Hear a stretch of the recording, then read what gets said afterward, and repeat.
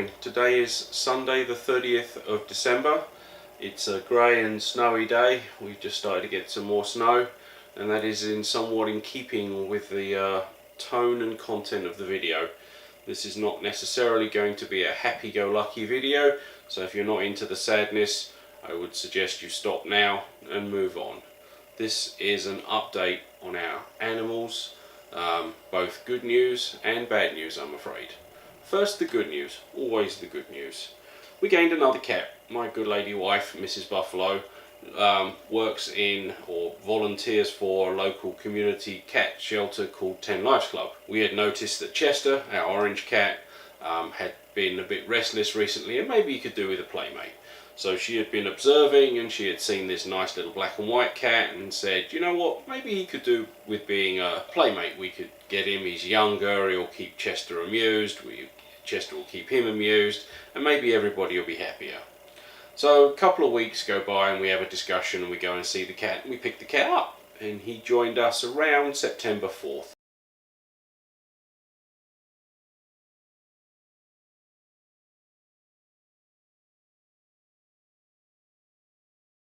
We went through the week's worth of him being shut in a room or shut in the basement, blankets being swapped, fur being swapped, sniffings under the door, Chester showing the most interest, which was good because that was the purpose. The Queen's showing some interest, generally not that fast.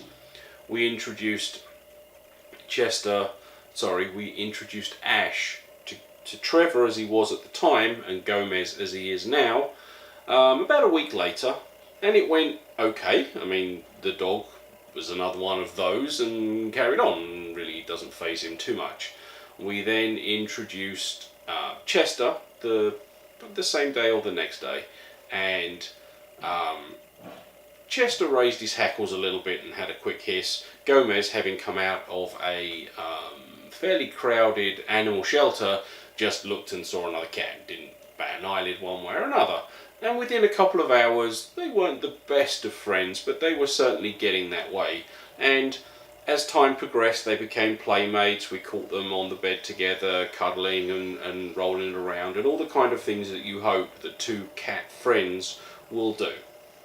Now, we introduced the females, the Alba and Sophie, to him, and Alba and Sophie did what Alba and Sophie did best, which was F off, you little bastard, we're not interested. Sophie and Alba wished to be only cats. We had a birthday coming up.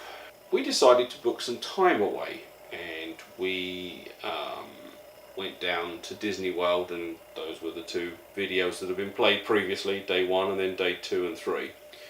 But not long before we went away, Sophie started to be a bit peculiar about eating. She would be picky, more so than usual, and we tried a few things.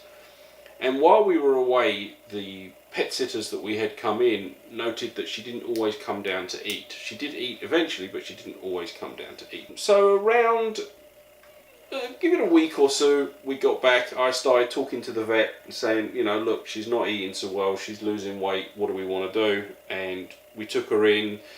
He did a physical on her and movements and all the rest of it, and he said if you hadn't said she wasn't eating, I would have said there was nothing wrong with her, at least from a physical exam.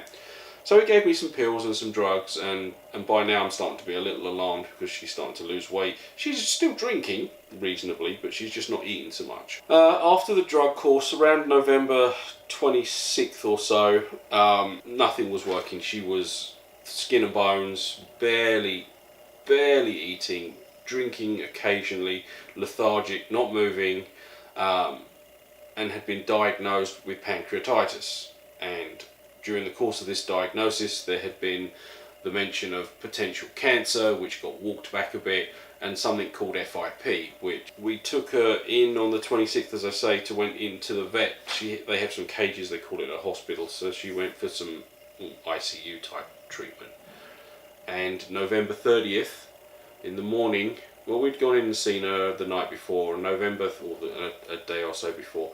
November 30th, I got a call from the vet in the morning before he'd even gone in.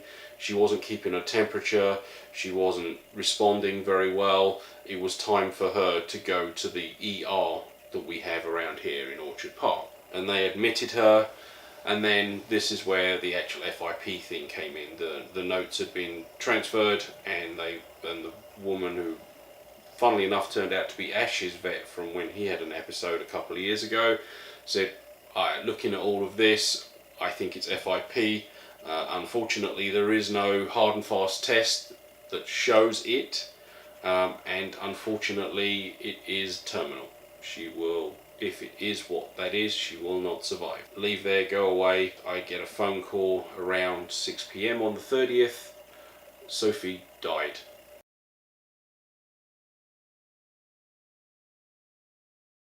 Now, sadly, about 2 weeks before that, unfortunately, our boy Chester, the orange one, also started to show the same problems.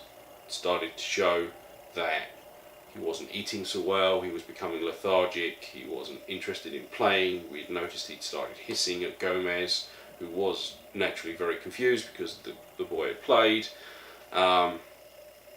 And so when Sophie was taken in, it was suggested that Chester go down to OP as well. We bypassed our vet. So back to Chester. Chester was taken in, and the vet was quite calm but quite clear in that, as I said, there is no test for FIP, but what there is a way of determining what is not a problem. So by process of elimination, you work out that he has that. And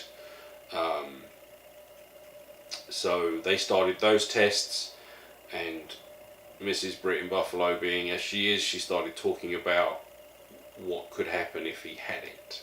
Around the 6th of December, the last test came back that he didn't have no, and arrangements were made. At approximately 8:20 on Friday, the 7th of December, Chester was put to sleep. He was assisted. We had a vet service come in. Very, very nice person. I will do a link to their Facebook page below. Very compassionate, took her time. So we had this woman come over, and she did a good job. And she took the remains away, and about 2 weeks later, he came home.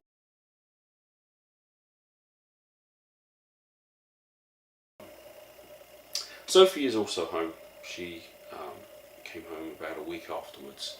So yeah, not the best of times. So here's hoping, in a slightly more upbeat way, that 2019 is a lot better in that terms. Here's hoping that 2018 shuffles off, and that's that. So I wish you, for those that are watching, a very happy new year, and we'll see you in the new year.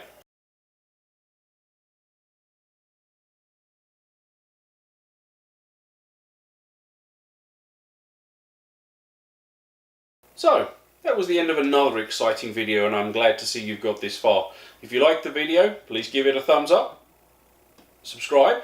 If you didn't like the video, give it a thumbs down, and leave a comment. Tell me why you didn't like it. Maybe I can do it better. As always, I've been Dave, you've been fabulous, and up here should be the Ask Uncle Dave text.